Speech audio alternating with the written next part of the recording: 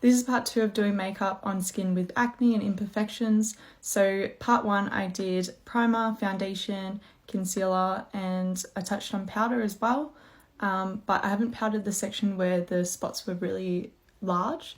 So I just get the tiniest amount of powder because you don't want to get too much product because it's just going to load on top of the bump and just accentuate it even more. So you're just going to lightly tap it on the area because you want to mattify it, because if it's got a shine on it, it's just going to emphasize it more. So in terms of bronzer, it really depends on where your acne and imperfections are. Same with blush and highlighter. So my pimples and everything are on the bottom half of my cheeks, but if I had pimples like here where you bronze and like the top of my forehead, I would be using like a matte bronzer, probably a powder one. So something like the Fenty one, or like I've got one from Maybelline, the City Bronzer. I wouldn't be using either a cream one that's very dewy or like a powder that's very glowy, because that just emphasizes it so much more. But I'm just going to use my Mario one just because that's not where my acne is at the moment. Same goes for blush. So because my acne is down here, not where I would apply blush, I can pretty much use whatever I'd like.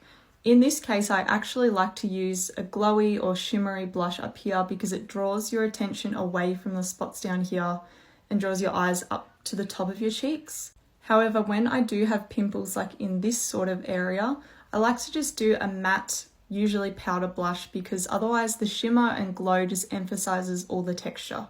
So I wouldn't be using something like Luminoso from Milani. I'd be using like, you can use a cream or liquid, like this is Rare Beauty, but it's matte. But something like just a really basic powder blush. This one's from MAC. That's what I'd usually go with. So I'm using this one from NARS.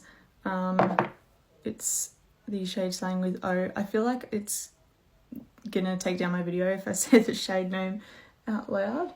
But this is a really nice, beautiful, glowy blush.